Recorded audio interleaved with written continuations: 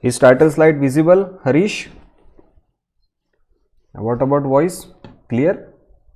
Okay, thank you. Now you can switch off your mic. I am going to start the lecture number 8, Classical Mechanics, unit number 1, and today's date is 20th December 2021. Okay, so this is our last lecture related to the unit number 1, and in today's lecture we will see what is virtual, principle of virtual work and D'Alembert principle. Okay, ये दो चीजें हम देखने वाले हैं. तो इन दो चीजों को देखने के पहले हम एक चीज पढ़ेंगे. उस चीज को बोलते हैं जनरलाइज कोऑर्डिनेट्स. ये जनरलाइज कोऑर्डिनेट्स क्या होता है ये मैंने बताया था लास्ट एक लेक्चर में. मैंने बताया था कि जनरलाइज कोऑर्डिनेट्स क्या होते हैं. जनरलाइज कोऑर्डिनेट्स मतलब एक पर्टिकुलर कोऑर्डिनेट्स जो सिस्टम को डिफाइन करते हैं. पर्टिकुलर वेरिएबल जैसे एक्स वाई जेड, ये तो होगा सिंपल कार्टेशियन कोऑर्डिनेट.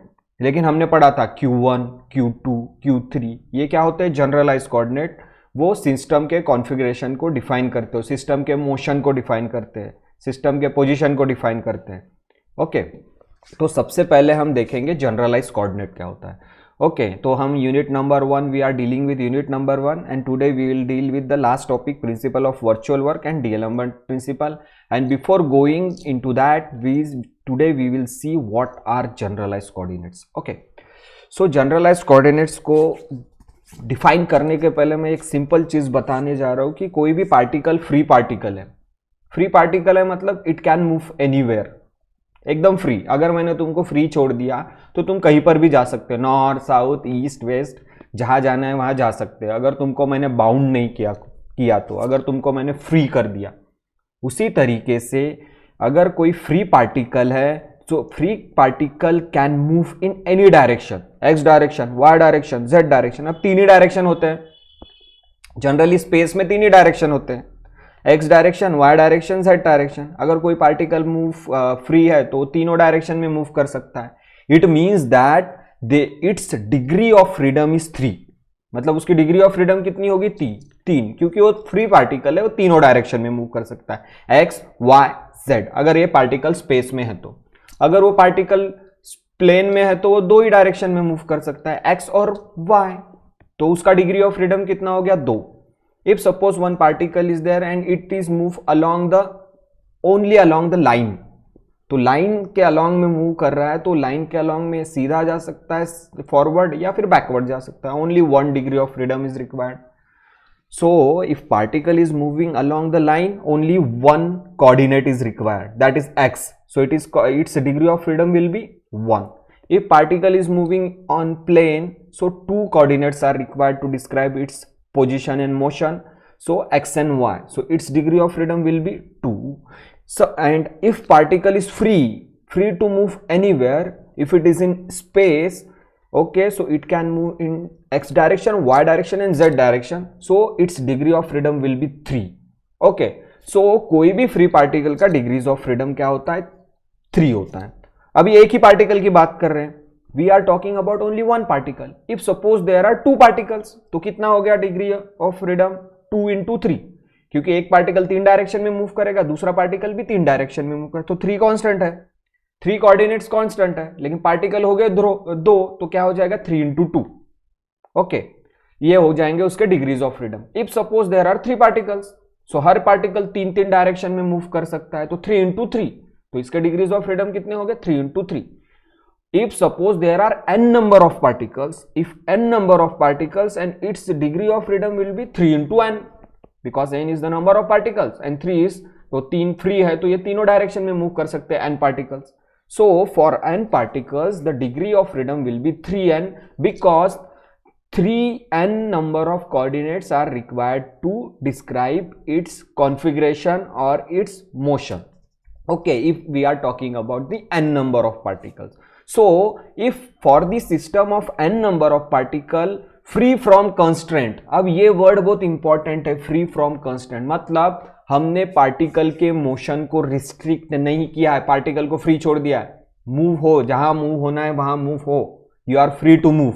अगर मान लो मैंने तुमको फ्री छोड़ दिया, क्लासरूम में अगर टीचर नहीं है तो क्लासरूम के में जो बच्चे रहते हैं वो सामने देखते हैं, आगे दिखेंगे, पीछे देखेंगे, उन पर कोई बाउंड नहीं है. लेकिन क्लासरूम में अगर टीचर आया, ठीक है, तो सभी के सभी बच्चे सीधे डायरेक्शन में ब्लैक बोर्ड की तरफ देखते हैं या टीचर की तरफ देखते हैं।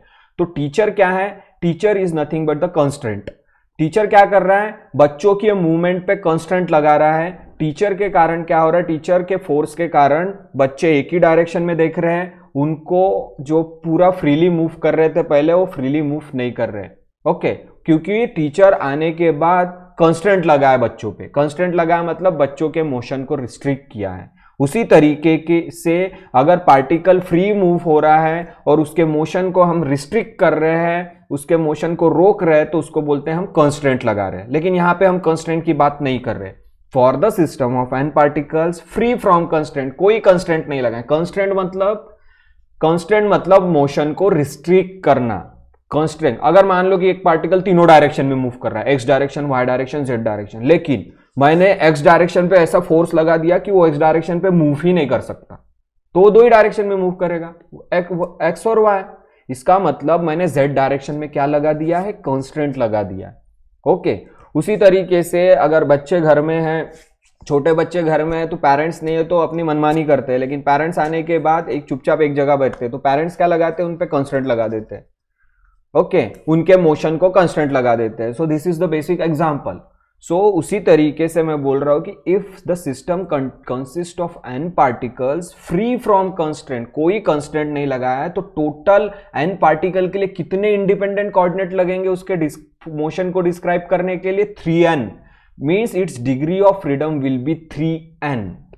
ओके, सो n पार्टिकल के लिए डिग्री, अगर n पार्टिकल्स पे कोई कंस्टेंट नहीं लगा है तो n पार्टिकल तीनों डायरेक्शन में मूव कर सकते हैं, x direction, y direction, z direction. तो टोटल इंडिपेंडेंट कोऑर्डिनेट्स कितने हो गए, n हो गया नंबर ऑफ पार्टिकल्स और 3 हो गया डिग्रीज ऑफ फ्रीडम। तो 3 into n are the independent coordinate required to describe its configuration. अब सपोज करो मैंने कांस्टेंट लगा दिया।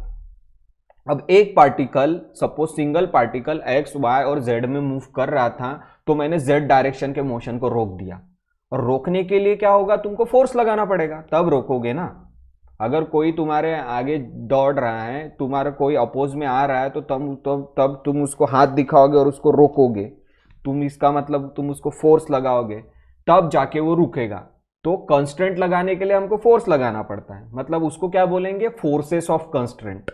ओके, फोर्सेस ऑफ कंस्ट्रेंट, किसी भी पार्टिकल के मोशन को रोकना है तो हमको कंस्ट्रेंट लगाना पड़ेगा, और कंस्ट्रेंट लगाने के लिए हमको एक फोर्स लगाना पड़ेगा ऑपोजिट। वो पार्टिकल मतलब पर्टिकुलर डायरेक्शन में आ रहा है, एक्स डायरेक्शन में, उसको वहीं पे रोक दो, मतलब ऑपोजिट फोर्स लगा के, कांस्टेंट फोर्स लगा के रोक दो। और उसको सपोज वो पार्टिकल एक्स, वाई, जेड तीनों डायरेक्शन में मूव कर सकता है। जेड डायरेक्शन में अगर तुमने उसको कांस्टेंट लगा दिया तो वो सिर्फ दो डायरेक्शन में मूव करेगा, एक्स और वाई। इसका मतलब उसके डिग्रीज ऑफ फ्रीडम रिड्यूस हो जाएंगे।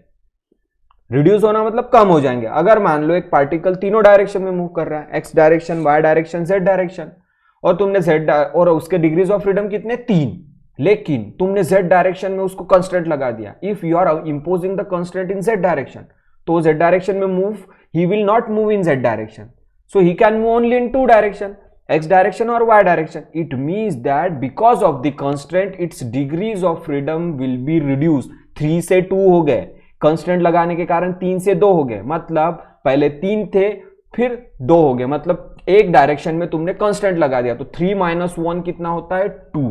इसका मतलब अगर फोर्सेस ऑफ कंस्ट्रेंट आए तो डिग्रीज ऑफ फ्रीडम रिड्यूस होते हैं। ओके, सो सपोज करो कि let there are k constraint, k कोई भी k1 हो सकता है, 2 हो सकता है, 3 हो सकता है, जो भी है। Let there are k constraints, then system will be reduced into 3n - k। अगर मैंने k कंस्ट्रेंट लगाया तो उसके डिग्रीज ऑफ फ्रीडम क्या हो जाएंगे, रिड्यूस हो जाएंगे, माइनस हो जाएंगे। तो देखो पहले degrees of freedom n particles के लिए कितने थे, 3n, but if I am applying constraint, मैंने कुछ उसको रेस्ट्रिक्शन लगा दिया, तो उस कंस्ट्रेंट सपोज k है, k1 हो सकता है, 2 हो सकता है, 3 हो सकता है, जो भी है। If there are k constraint, so its degree of freedoms will reduce into 3n - k। So the system has 3n - k independent coordinates और डिग्री ऑफ फ्रीडम।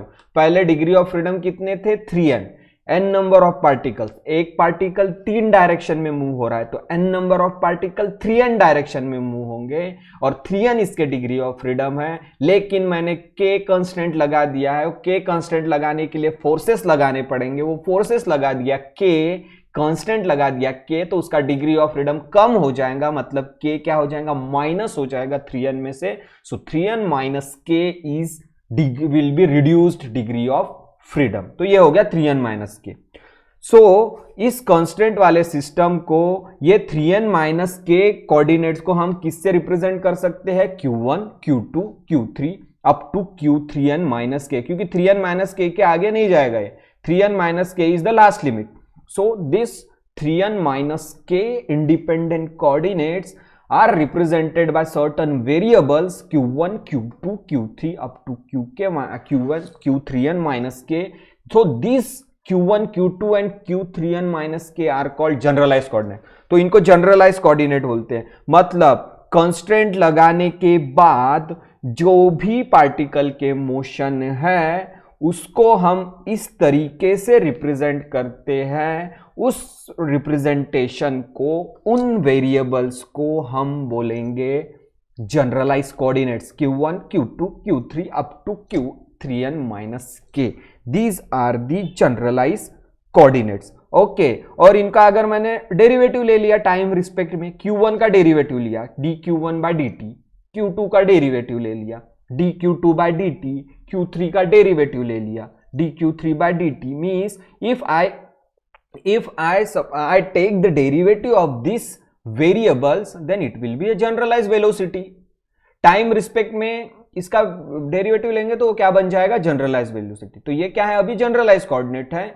ओके, ये पोजीशन डिटरमाइन करते हैं, अभी इसका डेरिवेटिव टाइम रिस्पेक्ट में लिया तो इसको ये क्या बन जाएगा, वेलोसिटी बन जाएगा, तो that is generalize velocity. Okay, time derivatives of q1, q2, q3 and qn। देखो q1, q2, q3 के ऊपर डॉट है, अब ये डॉट काफी दूर चला गया है, वो डॉट यहां पे होना चाहिए एकदम पास में इसके, q1 dot, q2 dot, q3 dot up to qn dot. अगर इसका मैंने डॉट मतलब क्या होता है, डेरिवेटिव इन क्लासिकल मैकेनिक्स, अगर किसी भी वेरिएबल के ऊपर डॉट है it means that it is a time derivative in classical mechanics. If suppose we take the derivative of q1, q2, q3, so it will become generalized velocity. So you have to remember that q1, q2 and qn, q3n minus k are generalized coordinate. If I take the derivative of that, then it will become generalized velocities.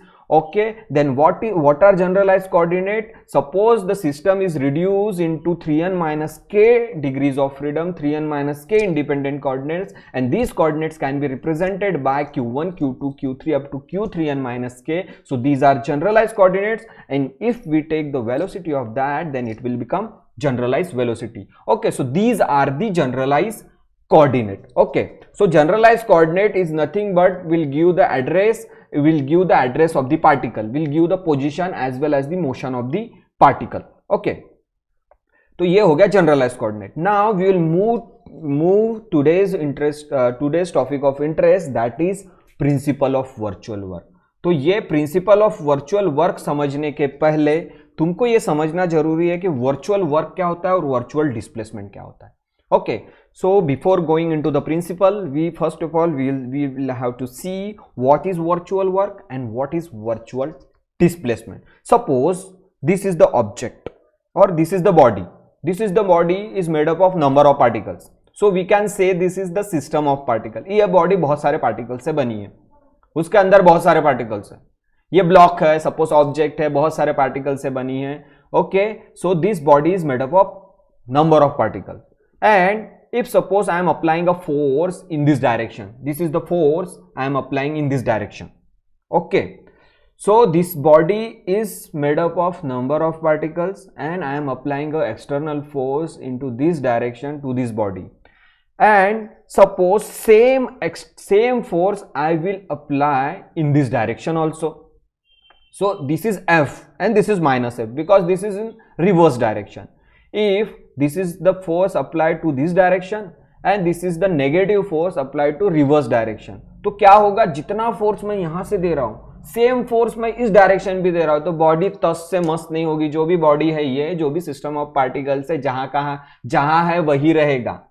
ये body तस से मस्त नहीं होगी, मतलब ये body displace ही नहीं होगी, क्योंकि जो फोर्स तुम लेफ्ट डायरेक्शन से लगा रहे हो सेम रिवर्स फोर्स तुम राइट डायरेक्शन से लगा रहे हो. It means that the body will remain as it is. It means that the body और द पार्टिकल सिस्टम, ये इसको बॉडी बोलेंगे या फिर इसको ऑब्जेक्ट बोलेंगे या फिर इसको पार्टिकल्स बोलेंगे, सिस्टम ऑफ पार्टिकल्स. तो the system of particles will remain in equilibrium. Equilibrium मतलब जैसा है वैसा ही रहेगा, कुछ भी नहीं होगी, ये बॉडी डिस्प्लेस ही नहीं होगी, क्योंकि जो फोर्स तुम लेफ्ट डायरेक्शन से दे रहे हो same force you are applying in reverse direction.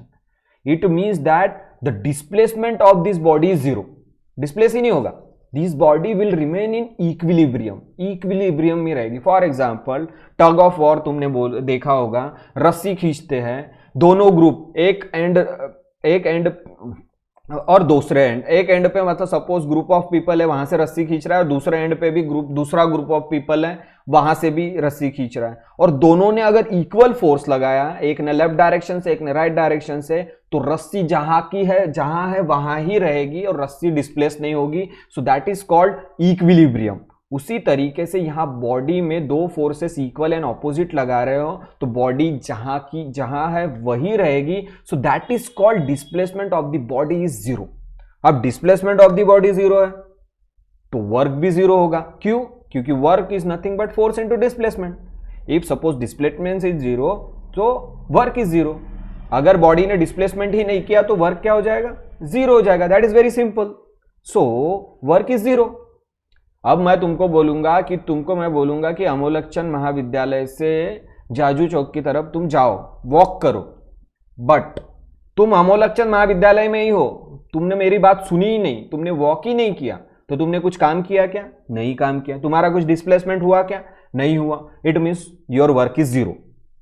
मैंने तुमको बोला लेकिन तुम गए नहीं, ठीक है, तो वो हो गया जीरो. अब सेकेंड बात, मैंने तुमको अगर बोला कि अमोलकचंद महाविद्यालय से जाजू चौक की तरफ जाओ और तुम नहीं गए, लेकिन तुम मुझे बोल रहे हो कि मैं गया, मैं जाके वापस आया, ऐसा तुम बोल रहे हो, लेकिन तुम रियल में गए नहीं, ठीक है, इमेजिन में तुमने बोल दिया कि मैं गया करके, तो दैट इज होगी इमेजिनरी डिस्प्लेसमेंट. मतलब तुमने बोला मैंने कुछ ना कुछ काम किया, लेकिन एक्चुअली तुमने काम किया क्या? नहीं, वर्क है जीरो. लेकिन तुम बोल रहे हो कि मैंने कुछ काम, मैं गया हूं, लेकिन तुम मुझसे झूठ बोल रहे हो, तो वो इमेजिनरी थिंग हो गई, ठीक है, मेरे लिए तो वो इमेजिनरी हो गई, और तुम मेरे को एहसास दिला रहे हो कि तुम सच में गए हो, बट तुम गए नहीं. So that thing is imaginary, that is not real. So तुम जो बोल रहे हो वो इमेजिनरी है, वो रियल नहीं है, तुम नहीं गए, तो वो क्या हो गया? Virtual displacement. तुमने बोला कि वर्चुअल डिस्प्लेसमेंट, इमेजिनरी, काल्पनिक. Suppose imaginary infinitesimal displacement, okay, infinitesimal displacement, suppose करो ये बॉडी ने एक इमेजिनरी डिस्प्लेसमेंट किया है, मतलब एक्चुअली वर्क तो हो नहीं रहा है, और दोनों तरफ से इक्विलिब्रियम है, दोनों तरफ से फोर्सेस इक्वल अप्लाई है और बॉडी इक्विलिब्रियम में है, फिर भी हम एज्यूम कर रहे हैं कि इमेजिनरी डिस्प्लेसमेंट हुआ. इमेजिनरी इनफाइनाइटेसिमल मतलब very small displacement. Infinitesimal very small displacement. Infinitesimal मतलब very small displacement. So this body is in equilibrium, but we are assuming that this body has gone through a infinitesimal displacement, very small displacement, that is imaginary displacement. So that imaginary displacement is called virtual displacement. Such imaginary displacement is called virtual displacement and it is denoted by delta r. It is denoted by delta r.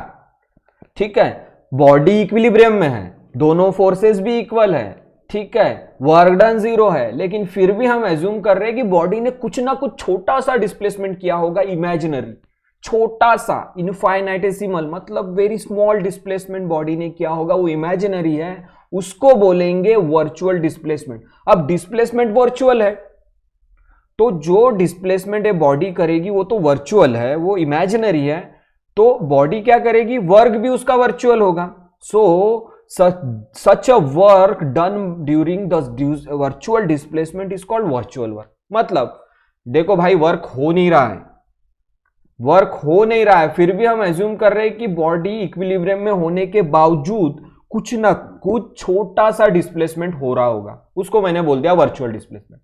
अब virtual displacement के कारण कुछ ना कुछ work हो रहा होगा जो हमको दिखाई नहीं दे रहा है, तो हो गया virtual work, that is delta W. So delta are के कारण डेल्टा डब्ल्यू हो रहा है, ओके। लेकिन रियलिटी में वर्क तो जीरो है भाई, रियलिटी में वर्क तो जीरो है, लेकिन वर्चुअल वर्क हो रहा है ऐसा हम एज्यूम कर रहे हैं वर्चुअल डिस्प्लेसमेंट के कारण। सो वर्चुअल वर्क हो रहा है वर्चुअल डिस्प्लेसमेंट के कारण ऐसा हम एज्यूम कर रहे हैं, बट रियलिटी में वर्क जीरो है, सो वर्चुअल वर्क भी जीरो हो जाएगा। रियलिटी में वर्चुअल वर्क भी, रियलिटी में वर्क जीरो है तो वर्चुअल वर्क भी जीरो होता है, तो इसी को बोलते हैं principle of virtual work. If suppose under a virtual displacement some work is happening, virtual displacement के अंडर अगर कुछ वर्क हो रहा है फोर्सेस के द्वारा, तो वो वर्चुअल वर्क जीरो होगा हमेशा, क्योंकि रियलिटी में वर्क भी जीरो है, okay. So work done by the forces under virtual displacement is called virtual work and that virtual work will be zero. This is the principle of virtual work. तो statement जो मैंने अभी मुंह से बोला है उसी को स्टेटमेंट में कैसे लिखते हैं, principle of virtual work. If suppose the n particle system, if for the n particle system the total work done by external forces when virtual displacements are made, if suppose the work done forces के कारण work done, without forces work done possible है क्या? नहीं। देखो पिछले diagram में भी मैंने दो फोर्सेस बताया था, ये दो फोर्सेस के कारण इक्विलिब्रियम में बॉडी है। अगर कोई ना कोई वर्चुअल वर्क हो रहा है तो ये फोर्सेस के कारण ही हो रहा है, तो फोर्स नहीं होगा तो वर्चुअल वर्क भी नहीं होगा या रियल वर्क भी नहीं होगा, okay. So forces are important. So what is the statement of principle of virtual work? If suppose there are n number of particles, so total work done by the forces when virtual displacements are made called virtual work and total virtual work done is zero. So real में अगर work zero है तो virtually भी work done zero होगा, भले ही virtual displacement तुम assume कर रहे हो, भले ही virtual displacement वहां पर imaginary displacement हो रहा है, लेकिन वर्चुअल वर्क हमेशा जीरो रहेगा। तो यही है प्रिंसिपल ऑफ वर्चुअल वर्क। तो देखो ये तीन लाइन को समझने की कोशिश करो। एन पार्टिकल सिस्टम है, ओके, एन पार्टिकल सिस्टम है। सो एन पार्टिकल पे हर एक पार्टिकल पे फोर्स लग रहा है, एक्सटर्नल फोर्स, क्योंकि एवरी पार्टिकल पे एक्सटर्नल फोर्स लगेगा, तो एन पार्टिकल के बहुत सारे फोर्सेस लगेंगे एन पार्टिकल्स पे। So suppose there are n number of particles, so total work done by the external forces, और हमने सपोज किया कि वो पार्टिकल्स क्या है, these particles are in equilibrium, but we are assuming that every particle undergoes a virtual displacement. हर particle का एक वर्चुअल डिस्प्लेसमेंट हो रहा है, इमेजिनरी डिस्प्लेसमेंट, इनफाइनाइटेसिमल एकदम स्मॉल डिस्प्लेसमेंट हो गया, okay, very small displacement. So that because of that displacement a work is happening and that work, अभी displacement virtual है तो work भी virtual होगा। So when this displacement is virtual, so the work will be virtual, but in reality the work done is zero, so that's why the virtual work done is also zero. So this is the principle of virtual work. Mathematically we can express in this form: del W means virtual work summation over n, summation over I is equal to 1 to n, means for n number of particles. So I have written this expression for n number of particles. एक particle के लिए लिखा नहीं है, n number of particles के लिए लिखा है। I is equal to 1 to n means from 1 to n, n number of particles. This is the force, external force applied on the particle into this virtual displacement. So I suffix है because I is equal to 1 to n, n particles के लिए equation लिखा, तो product of force and virtual displacement, this is virtual work. So this is the mathematical expression for virtual work, okay. So this is the external force and this is the virtual displacement.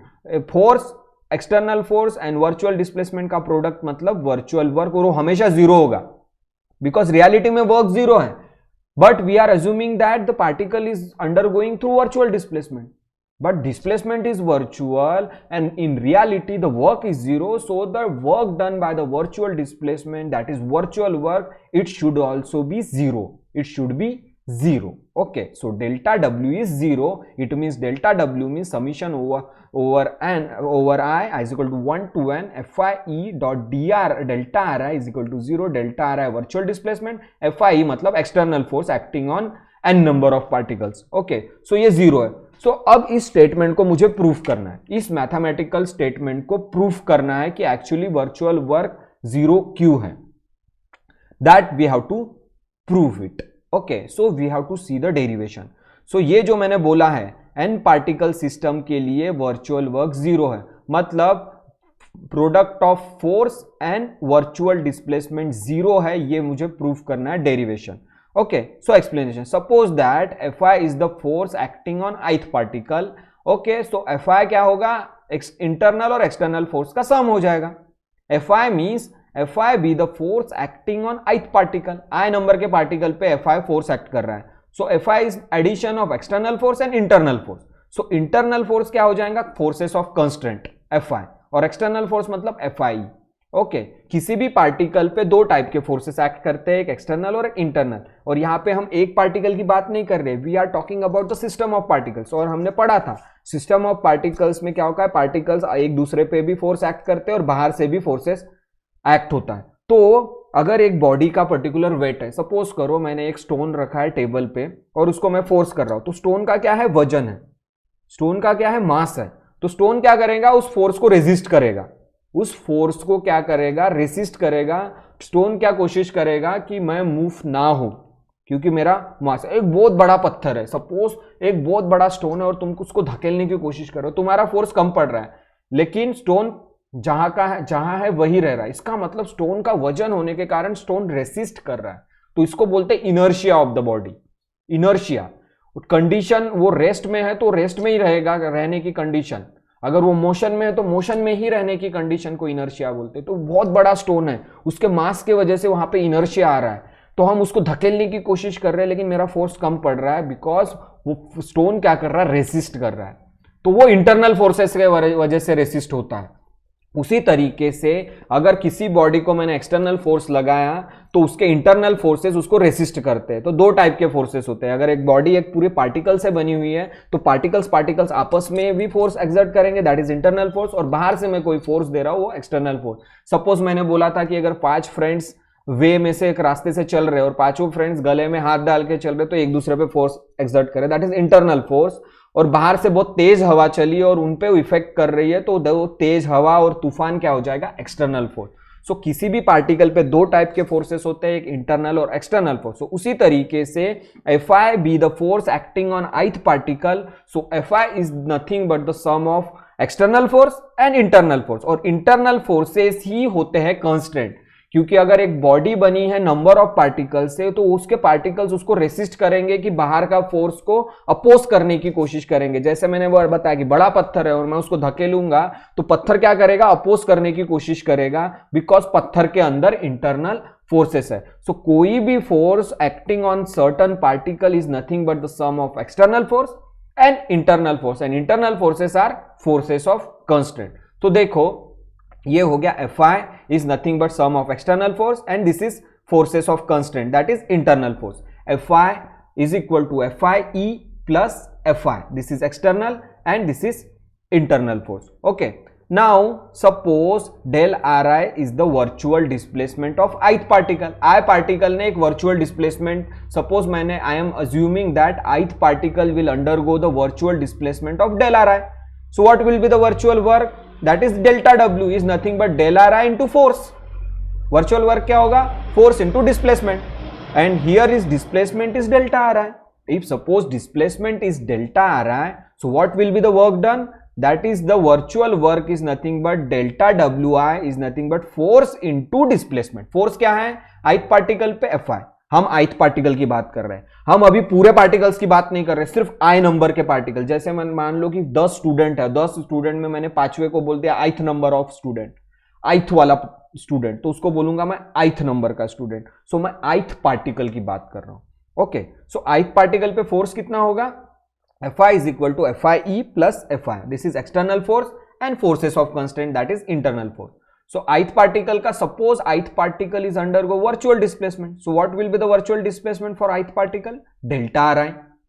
तो virtual work क्या होगा? Force into displacement. Force क्या है? Fi from equation 1 Fi. Displacement क्या है? Delta Ri. So virtual work would be delta Wi is equal to Fi into del Ri.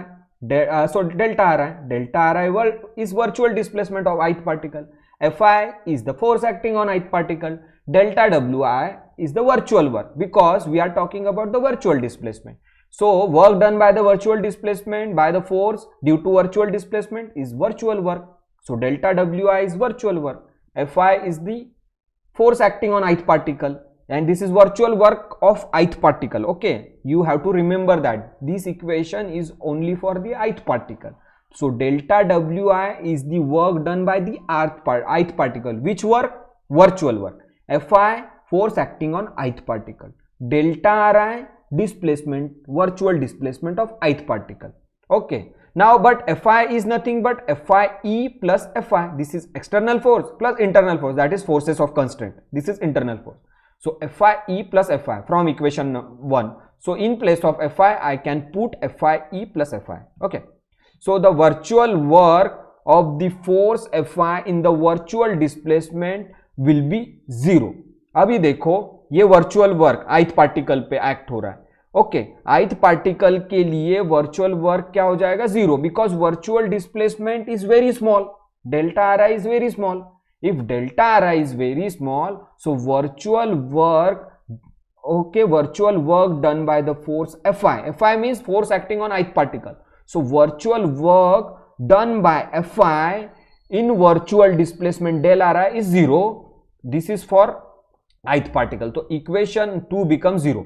So delta Wi is 0 because the force acting on ith particle, this virtual displacement is very small. And because of that small virtual displacement, the virtual work of for the ith particle will be 0. So equation number 2 में delta Wi क्या हो जाएगा? 0. So equation number 2 become delta Wi is equal to Fi dot delta Ri is equal to 0, because for small virtual displacement, okay, for small virtual displacement, the virtual work of the ith particle will be 0. And from equation number 1, what is Fi? Fi is Fie plus Fi. Okay, this is what is Fi? Fi is nothing but Fie plus Fi. This is external force, and this is internal force, that is also called forces of constraint.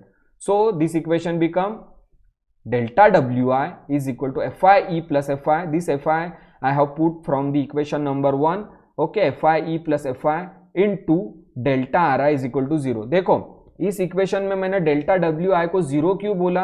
Because delta Wi क्या है? Virtual work acting on ith particle, और ith particle पे virtual displacement काफी small है. If virtual displacement very small है तो virtual work of the ith particle will be 0 हो जाएगा. So delta Wi is equal to Fi into delta Ri is equal to 0 हो जाएगा. Okay, this is 0.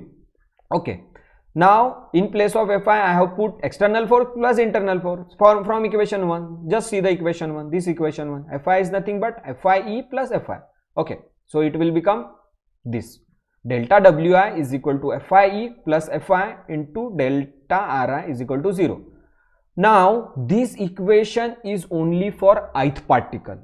This equation only for ith particle. The equation number 3 is only for ith particle. जैसे मैंने बोला कि 10 student है, उसमें से 5वें स्टूडेंट को मैंने आई नंबर का स्टूडेंट बोला, तो ये हो गया ith स्टूडेंट. तो ये जो इक्वेशन लिखा वो सिर्फ ith पार्टिकल. लेकिन अगर मुझे इस इक्वेशन को पूरे सिस्टम ऑफ पार्टिकल्स के लिए, अन नंबर ऑफ पार्टिकल्स के लिए लिखना है, तो मैं समेशन लगा दूंगा. ये मैंने बताया था इसके पहले के भी डेरिवेशन में. अगर एक इक्वेशन को पूरे n पार्टिकल्स के लिए लिखना है तो तुमको क्या लगाना पड़ता है? समेशन लगाना पड़ता है. तो हमको समेशन कहां से कहां लगाना पड़ेगा? i equal to 1 to n. तो taking sum, okay, because i की वैल्यू क्या होती है? 1 to n होती है. फ्रॉम इक्वेशन नंबर 1 से बोला था कि i की वैल्यू 1 to n होती है. तो हमको क्या करना पड़ेगा? द टोटल वर्चुअल वर्क निकालना पड़ेगा ऑन द सिस्टम. तो क्या करना पड़ेगा? समेशन लगाना पड़ेगा इक्वेशन नंबर 3 को, because we have to write the virtual work for n number of particles total system के लिए. ये सिर्फ i नंबर के पार्टिकल के लिए, ith पार्टिकल के लिए. If I want to write this equation number 3 for whole system, for whole particles, for n number of particles, so I have to add the summation. So I have added the summation. Summation over I is equal to 1 to n delta wi is equal to summation over I is equal to 1 to n fy e plus fy into delta ri is equal to 0. तो ये summation लगा दिया इस side में भी इस side में, और अगर ये समेशन लगाया इस पे तो ये बनता है total virtual work of the system delta W. Summation over I delta wi is nothing but delta w, that is summation over I is equal to 1 to n delta wi is nothing but the delta w, that is total virtual work. तो ये बन गया total virtual work, because अभी हम पूरे system की बात कर रहे हैं. तो इक्वेशन नंबर 3 में सिर्फ हम ith पार्टिकल की बात कर रहे थे, और इक्वेशन नंबर 3 को अगर समेशन लगा दिया from I equal to 1 to n, तो अब मैं पूरे सिस्टम की बात कर रहा हूं. अब मैं पूरे सिस्टम के पार्टिकल्स की बात कर रहा हूं. अब मैं टोटल वर्चुअल वर्क की, तो ये सिर्फ वर्चुअल वर्क क्या, इक्वेशन नंबर 3 क्या था, this is virtual work of ith particle. लेकिन अगर मैंने समेशन लगाया तो it will become a total virtual work of the system, total virtual work for n number of particles. So this will become delta w is equal to summation over I, delta wi is equal to summation over I fy e plus fy delta ri is equal to 0. तो left में भी summation लगाया, right में भी summation, left में भी लगाया और राइट में भी लगाया, तो इस तरीके से.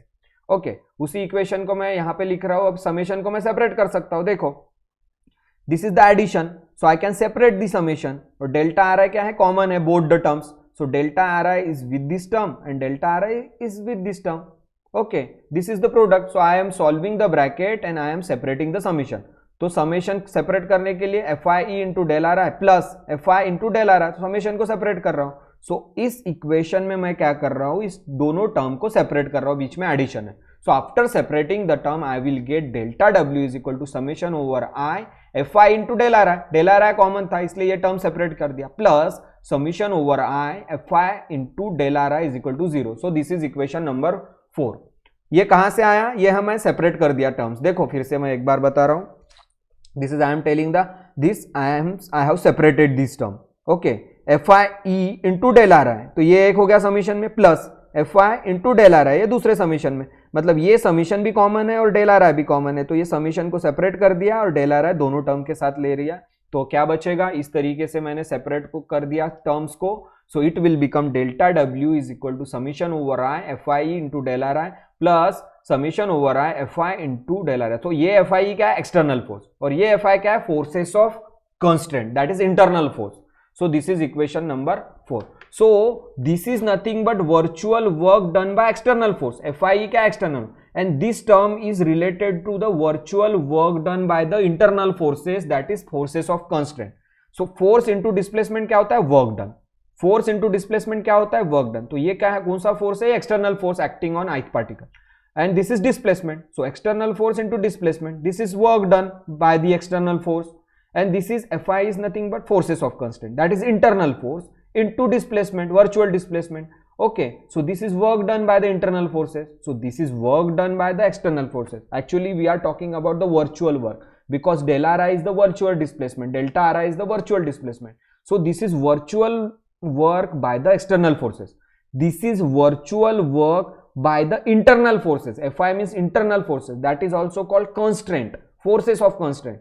So this is virtual work by internal forces, this is virtual work by external forces, and delta w is the total virtual work. So total virtual work means sum of the virtual work by external forces and virtual work by internal forces, that is forces of constraint. Now अब internal forces जो है, ठीक है, particles बहुत सारे particles है, 10-100 particles है suppose, तो पहला पार्टिकल दूसरे पार्टिकल पे फोर्स एक्ट करता है, सेम तरीके से दूसरा पार्टिकल पहले पार्टिकल पे फोर्स एक्ट करता है. तो इंटरनल फोर्सेस क्या होते हैं, generally sum of the internal forces is 0.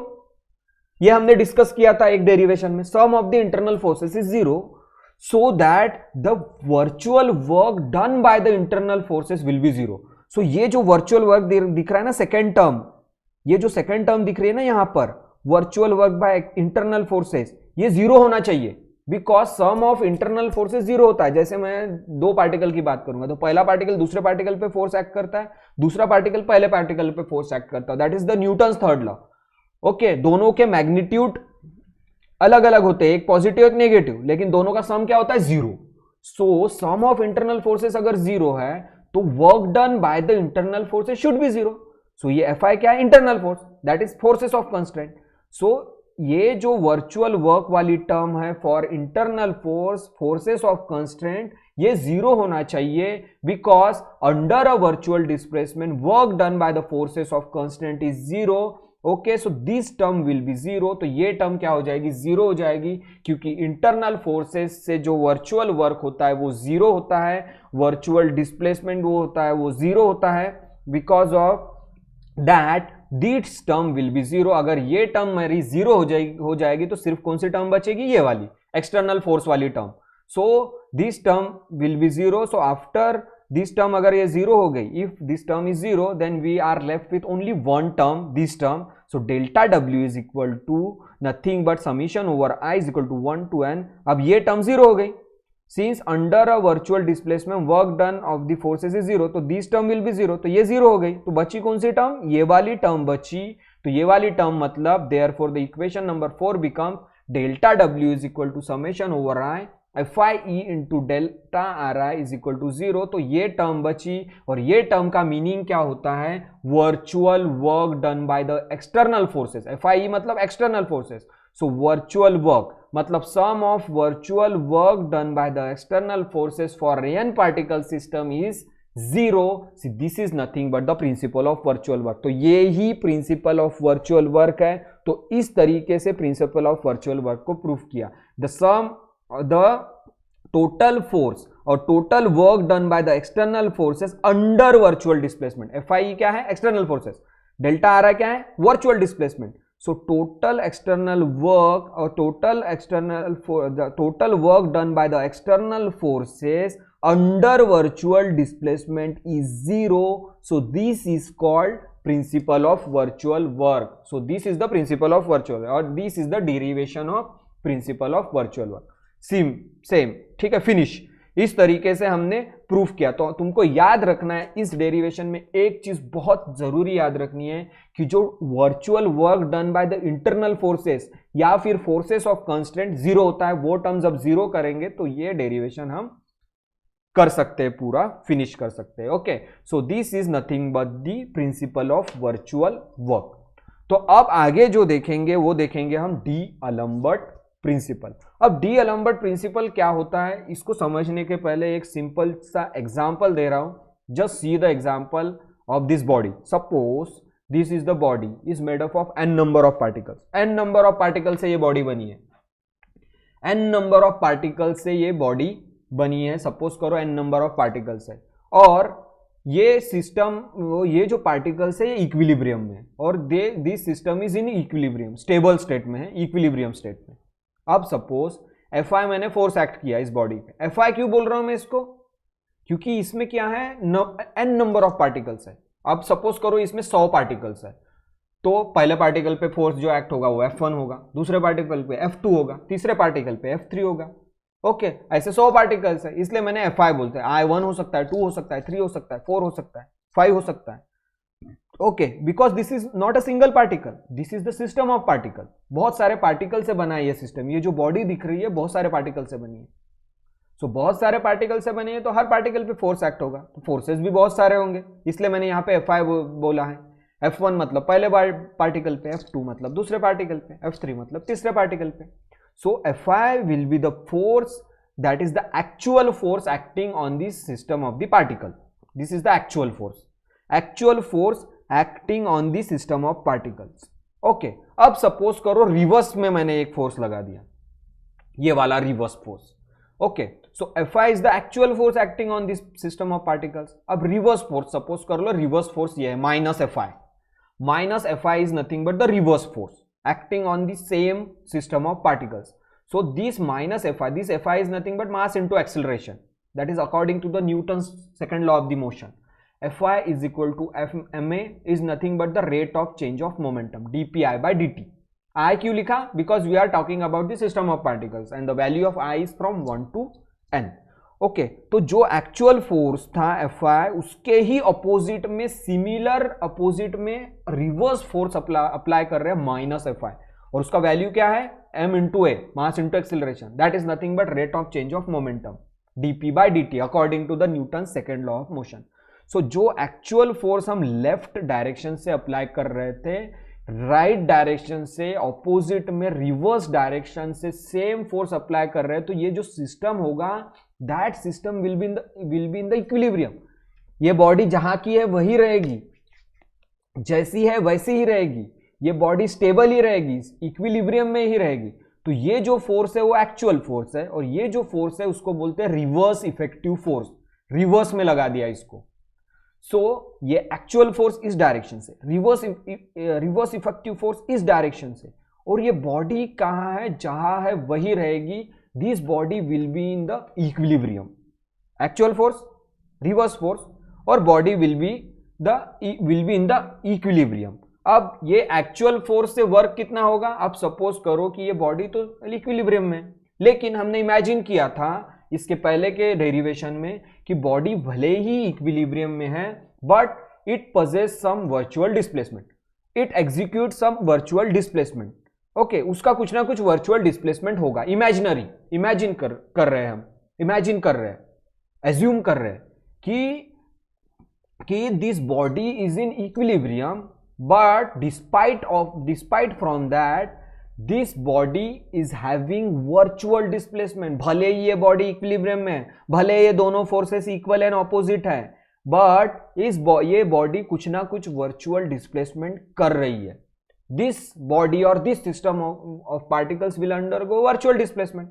So virtual displacement हो रहा है, तो कौन सा वर्चुअल डिस्प्लेसमेंट होगा, delta R I. Delta R I will be the virtual displacement. Okay, so the actual force से भी वर्क डन होगा और रिवर्स फोर्स से भी वर्क डन होगा, क्योंकि यहां पे क्या हो रहा है, वर्चुअल डिस्प्लेसमेंट हो रहा है. तो एक्चुअल वर्क से भी वर्क डन होगा और रिवर्स इफेक्टिव फोर्स से भी वर्क डन होगा. तो ये वाला फोर्स भी वर्क डन करेगा, ये वर्क करेगा, ये वाला फोर्स भी वर्क करेगा, क्योंकि ये एक्चुअल फोर्स है और ये रिवर्स इफेक्टिव फोर्स है. तो इस फोर्स के कारण भी वर्क होगा और इस फोर्स के कारण भी वर्क हो रहा है. क्यों वर्क हो रहा है, क्यों वर्क हो रहा है, यहां पे तो कोई डिस्प्लेसमेंट नहीं हो रहा है, फिर भी क्यों वर्क हो रहा है, क्योंकि यहां वर्चुअल डिस्प्लेसमेंट हो रहा है. Because we are assuming that this body undergo virtual displacement despite from that it is in equilibrium. If it is in equilibrium, okay, despite from that it is in equilibrium, but it producing virtual displacement. So the work done by the actual force and the work done by the reverse effective force. So work done by the actual force will be Fi into del Ri. Okay, delta Ri. Delta Ri is virtual displacement and Fi is the actual force. So work done by the actual force is nothing but Fi into delta Ri. Similarly, work done by the reverse effective force means, reverse effective force में minus F i की value क्या है, dp by dt, dp i by dt. So work done by the reverse effective force is nothing but minus, यहाँ पे minus है इसलिए minus लगाया इधर साइड, ठीक है, minus dp i by dt into delta are i. So delta are i is virtual displacement and minus dp i by dt, minus dp i by dt is nothing but the reverse effective force. So work done by the reverse effective force is minus dpi by dt into delta Ri, and the work done by the actual force is nothing but Fi into delta Ri. So work done by this force is this and the work done by this force is this. Just I am multiplying with the virtual displacement. क्योंकि force को अगर virtual displacement से multiply किया तो work हो गया, ये virtual work हो गया. फोर्स को अगर वर्चुअल डिस्प्लेसमेंट से मल्टीप्लाई किया तो ये वर्चुअल वर्क हो गया. तो ये virtual work done by the actual force, this is virtual work done by the reverse effective force. और रिवर्स इफेक्टिव फोर्स क्या है, डीपी आई बाय डीटी, और यहाँ पे माइनस है तो एफ आई इधर चला जाएगा तो ये माइनस हो जाएगा, तो minus dp i by dt. Okay, तो अब डी-अलेम्बर्ट प्रिंसिपल क्या बोलता है कि work done by the actual force, sum मतलब addition, work done by the actual force and work done by the reverse effective force, इन दोनों का सम क्या होगा, जीरो होगा. ये क्या बोलता है डी-अलेम्बर्ट प्रिंसिपल, सम मतलब Fi इंटू डेल्टा आ रहा है, इसको ऐड कर देंगे, लेकिन यहां माइनस है तो प्लस माइनस माइनस होता है. सो Fi इंटू डेल्टा आ रहा है minus dpi by dt into delta आ रहा है is zero. This is nothing but the d'Alembert principle. So d'Alembert principle क्या बोलता है, sum of the work done by the actual force and reverse effective force is zero if system is in the equilibrium. अगर system equilibrium में है और वहां virtual displacement हो रहा है तो एक्चुअल फोर्स और रिवर्स इफेक्टिव फोर्स का जो वर्क डन होगा उसका जो सम होगा वो क्या होगा, 0 होगा। दिस इज नथिंग, जो मैंने यहां बताया उसको इस स्टेटमेंट में लिखा है डीएलम्बर्ट प्रिंसिपल में। So d'Alembert principle states that for a virtual displacement if the particle in the system will be in equilibrium if the sum of the difference between force acting and the derivative of momentum, वो क्या है, dpi by dt क्या है, derivative of momentum है, pi dot।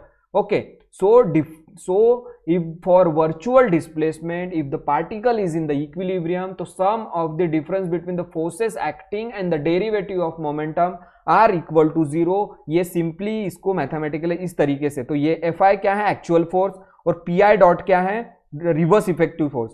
ये P dot को हम कैसे लिख सकते हैं, डीपीआई बाय डी, जैसे मैंने यहां पे लिखा ना, ये देखो dpi by d, this can also be written as p I dot because this is the time derivative p I dot. So f i into delta आ रहा है minus P I dot, delta आ रहा है, delta आ रहा है common, तो f I minus P I dot.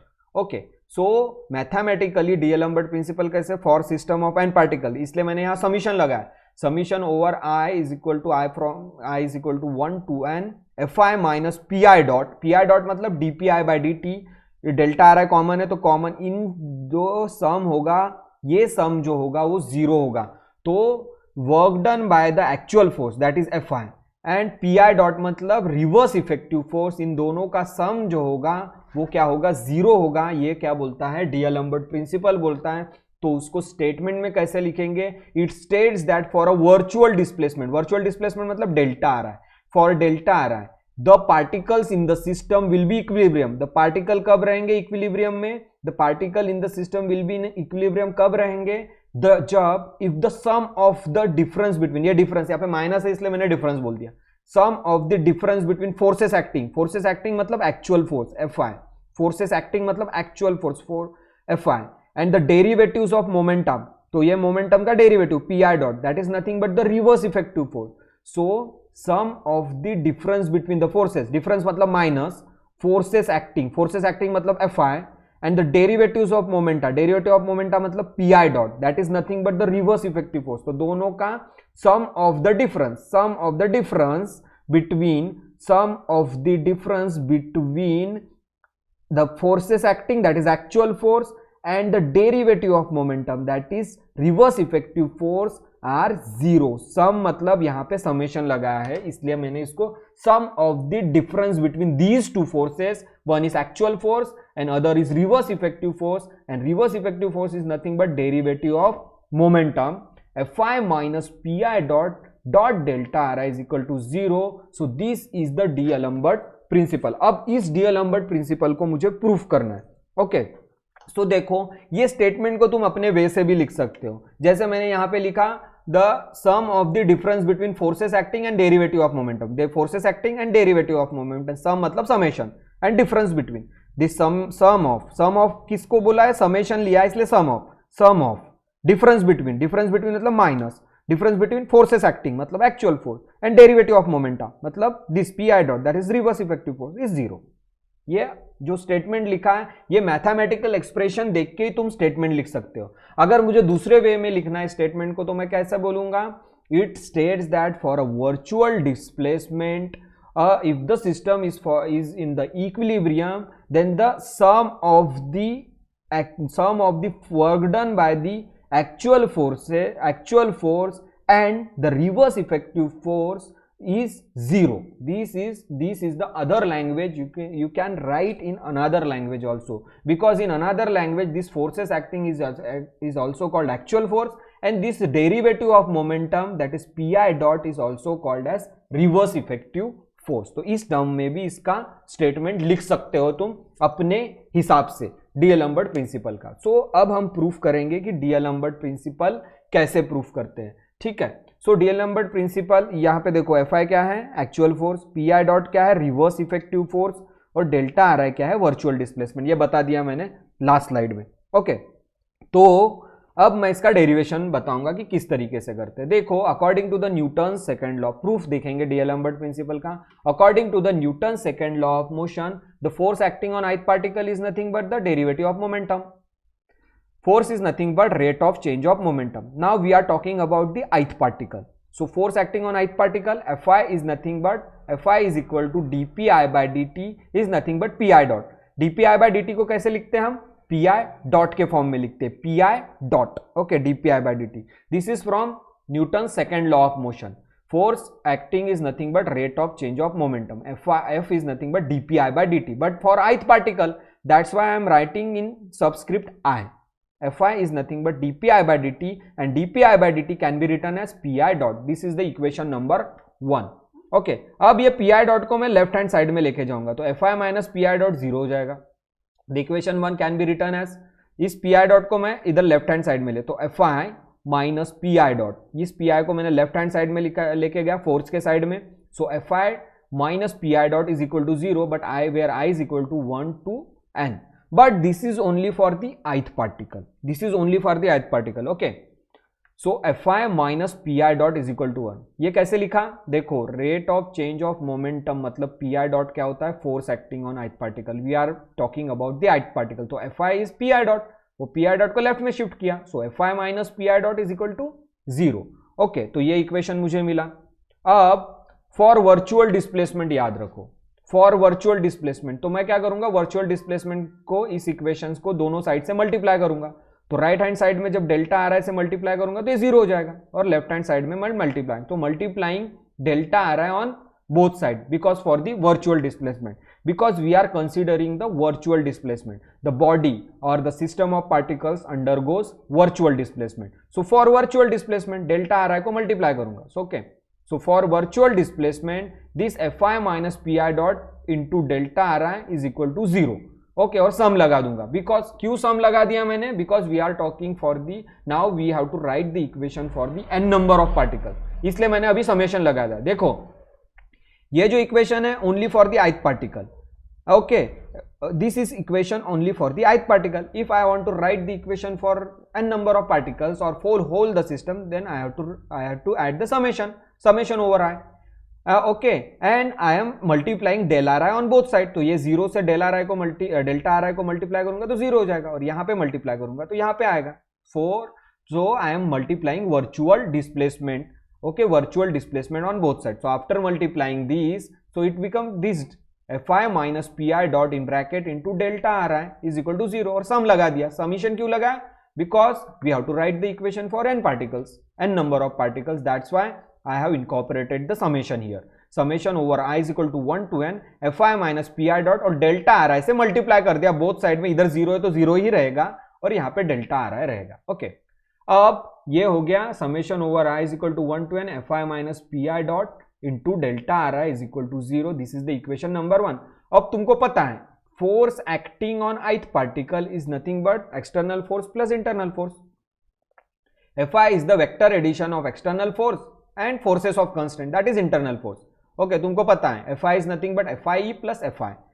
force acting on ith particle is nothing but external force and plus internal force. internal force is also called as forces of constraint. this is forces of constraint and this is external force, and you know that Fi, force acting on ith particle is nothing but external force plus internal force. इसको यहाँ पे put कर देंगे. put this value in equation number 2. so putting the above value of Fi in equation number 2, तो equation number 2 में Fi की जगह मैं ये वाली वैल्यू रखूंगा Fie plus Fi. so this Fi in place of this Fi in equation number 2, just I am putting Fie plus Fi, Fie plus Fi. okay, ये put कर दिया मैंने ये वैल्यू को. तो thus equation number 2 becomes summation over I is equal to 1 to n in bracket Fie plus Fi. in place of Fi I have put this value Fie plus Fi. okay, Fie plus Fi, this is external force and this is internal force, that is forces of constant minus pi dot into delta Ri is equal to 0. तो ये put कर दिया. Okay, अब मैं क्या करूंगा यहाँ पे एक सिंपल स्टेप में क्या करूंगा, Fie जो है, ये जो Fie और ये pi डॉट, ये pi डॉट को Fie की तरफ लेके जाऊंगा और Fi को उधर लेके जाऊंगा. तो pi डॉट को मैंने एक्सटर्नल फोर्स की तरफ लेके जाऊंगा, तो माइनस pi जो है मैं टर्म्स को रीअरेंज करूंगा. pi डॉट को इधर लेके जाऊंगा Fi की तरफ और Fi को अलग कर दूंगा. ठीक है, तो इट विल बिकम, देखो pi डॉट को इधर लेके गया Fi की तरफ और डेल्टा आ रहा है कॉमन है, समेशन को मैंने सेपरेट कर दिया. ओके, तो देखो ये pi डॉट को इस साइड में लेके जाऊंगा, इधर pi डॉट को Fi की तरफ लेके जाऊंगा और समेशन को सेपरेट करूंगा, और ये Fi क्या है, अलग रह जाएगा. सो डेल्टा आ रहा है is with the both the terms, so delta आ रहा है बोथ टर्म के साथ है। इस पी आई डॉट को मैं इधर एफ आई ई के पास लेके जाऊंगा तो it will become F I E minus P I dot into delta आ रहा है, समेशन भी सेपरेट करूंगा और ये बचेगा एफ आई ई इंटू डेल्टा आ रहा है। तो इस तरीके से हो जाएगा वो F I E minus P I dot, उसको साथ में लेके गया और एफ आई को अलग कर दिया और समेशन को भी सेपरेट कर दिया, because that summation is common and delta आ रहा है is common. So I am separating this summation and this delta आ रहा है। ओके, सो जस्ट मैंने स्प्लिट कर दिया, समेशन को सेपरेट कर दिया, डॉट डेल्टा आ रहा है बहुत टर्म्स के साथ था, F I minus P I dot delta आ रहा है और ये बन गया summation over I is equal to 1 to n F I dot delta आ रहा है is equal to 0। So this is the equation number 1। Now you see this term is nothing but the virtual work done by the internal forces. F आई क्या है? Internal force. Delta आ रहा है क्या है? Virtual displacement. एफ आई मतलब forces of constraint, that is internal force. So work done, this is the virtual work done by the external force, internal force. F I is internal force, F I means forces of constraint, so this is the work done by the forces of constraint. So this term should be 0। मैंने बताया था इसके पहले के derivation में, work done that is virtual work done by the internal forces 0 होता है। सो ये जो टर्म है, we are considering the system for virtual work of the constant is 0। ये virtual work of the constant है, फोर्सेस ऑफ कंस्टेंट है, F आई क्या है? Forces of constant. So virtual work done by the forces of constant is 0। तो ये term क्या हो जाएगी? ये वाली टर्म 0 हो जाएगी। तो बचेगा क्या? सिर्फ ये। तो second term of this equation will be 0।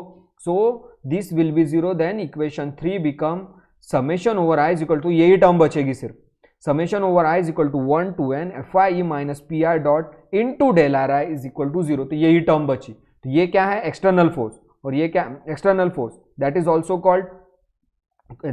Called actual force, और पी आई डॉट क्या? Reverse effective force. तो ये टर्म बची, ठीक है, ये टर्म बची। ओके, तो this term is nothing but the D'Alembert principle. तो यही टर्म जो बची है वो क्या है? डीएलम्बर्ट प्रिंसिपल है। और ये टर्म 0 क्यों हुआ? क्योंकि एफ आई क्या है? Forces of constant. F I is the forces of constant and you know that the virtual work done by the forces of constant और the virtual work done by the internal force will be 0। So forces, constant के forces के कारण जो work done होता है, internal forces के कारण जो वर्क डन होता है वो 0 होता है। तो ये टर्म 0 हो जाएगी, तो बचेगी ये टर्म। और ये टर्म जो आया, ये टर्म जो बची, this is nothing but the D'Alembert principle. तो this is nothing but the D'Alembert principle. Okay, तो इस तरीके से डीएलम्बर्ट प्रिंसिपल। तुमको ये स्टेप अगर नहीं समझ में आई है इक्वेशन नंबर 2 की, देखो ये टर्म, ये इसको just separation, just write down on the notebook, और फिर तुम इसको कैसे इस टर्म को समझना है, इसके बाद की स्टेप मैंने डायरेक्ट लिखी है। Okay, I have written that step directly, but कैसे होगी? देखो ये पी आई डॉट इधर चला जाएगा तो f I minus P I dot, और फिर मैं डेल्टा आ रहा है कॉमन है तो दोनों को दोनों तरफ से मल्टीप्लाई कर दूंगा और समेशन को सेपरेट कर दूंगा। तो इस स्टेप में मैंने समेशन को भी सेपरेट किया, डेल्टा आ रहा है को दोनों टर्म के साथ मल्टीप्लाई किया और पी आई डॉट को एफ आई ई के तरफ लेके गया। तो इस तरीके से ये इक्वेशन बनेगा। तो इसको तुम नोटबुक पे करके देखना तो तुमको समझ में आ जाएगा कि ये स्टेप कैसे आई है। Summation over I F I minus P I dot and delta आ रहा है और ये टर्म 0 हो जाएगी बिकॉज फोर्सेस ऑफ कंस्ट्रेंट और work done by the forces of constraint is 0। So we will get this D'Alembert principle. अब हमने आज जो दो चीजें पढ़ी, एक तो पढ़ा कि प्रिंसिपल ऑफ वर्चुअल वर्क, मतलब वर्क नहीं भी हो रहा है फिर भी हम बोलते हैं कि उसमें वर्क हो रहा है क्योंकि वर्चुअल डिस्प्लेसमेंट है, वहां पे इमेजिनरी डिस्प्लेसमेंट है, and that virtual work is 0। That is principle of virtual work. और डीएलम्बर्ट प्रिंसिपल क्या बोलता है कि एक्चुअल फोर्स और रिवर्स इफेक्टिव फोर्स का जो डिफरेंस है उसके कारण जो वर्क डन होगा, वर्चुअल वर्क होगा, वो 0 होगा। That is D'Alembert principle. अब virtual principle of virtual work और डीएलम्बर्ट प्रिंसिपल, इसमें डिफरेंस क्या है? वर्चुअल वर्क जो होता है, जो वर्चुअल वर्क होता है वो मोशन के बारे में नहीं बताता, क्योंकि देखना वर्चुअल वर्क के जो मैथमेटिकल एक्सप्रेशन में वहां पे rate of change of momentum वाली टर्म नहीं है, डीपी बाय डीटी की टर्म है क्या? यहां पे देखो डीएलम्बर्ट प्रिंसिपल में पी आई डॉट की टर्म है। ओके, डीएलम्बर्ट प्रिंसिपल में पी आई डॉट की टर्म है, but principal of virtual work में पी आई डॉट वाली टर्म नहीं है। मतलब principal of virtual work motion को डिफाइन नहीं करता, लेकिन डीएलम्बर्ट प्रिंसिपल मोशन को डिफाइन करता है। पी आई डॉट क्या है? Dp by dt is nothing but force, that is it describe the motion. So it means that virtual work का एक डिसएडवांटेज है कि वो जनरल मोशन को डिफाइन नहीं करता, बट डीअलेम्बर्ट प्रिंसिपल का एक एडवांटेज है वर्चुअल वर्क के ऊपर कि D'Alembert principle is explaining about the general motion. So what are the advantage of D'Alembert principle? The principle of virtual work only deals about the statistic of system of particles, but general motion of the system cannot be defined by the work principle of virtual. But however, D'Alembert principle describe the general motion of the system. मतलब D'Alembert principle से तुम general motion define कर सकते, but principal of virtual work से general motion define नहीं कर सकते. Principal of virtual work सिर्फ सिस्टम ऑफ पार्टिकल्स के बारे में बताता है, statistics of system of particles के बारे में बताता है, लेकिन मोशन के बारे में नहीं बताता. क्यों? क्योंकि प्रिंसिपल ऑफ वर्चुअल वर्क के टर्म मैथमेटिकल एक्सप्रेशन में पीआई डॉट वाली टर्म नहीं है, मोमेंटम वाली टर्म नहीं है. जहां पे मोमेंटम है वही जनरल मोशन डिफाइन करता है. So D'Alembert principle describe the general motion, but virtual work doesn't describe the general motion. So it is the advantage of D'Alembert principle. D'Alembert principle describe the general motion of the system. तो इस तरीके से we have seen the advantage of D'Alembert principle. And what is D'Alembert principle? You have to remember this mathematical expression and how to derive the D'Alembert principle. Okay, and initially we have seen what is virtual work and what is the equation for the virtual work and how to derive the virtual work. This is the virtual work. Okay, इसमें कोई भी momentum वाली term नहीं है, इसलिए general motion define नहीं करती, ये सिर्फ सिस्टम ऑफ पार्टिकल्स के बारे में बताता है. Okay, so this is the principle of virtual work. Okay, and in initial slide we have studied और I have taught about the generalized coordinates. तो इस तरीके से आज के लेक्चर में हमने वर्चुअल वर्क और डीअलेम्बर्ट प्रिंसिपल के बारे में पढ़ा. ओके, और इसके बारे में कोई भी क्वेरी है या क्वेश्चन है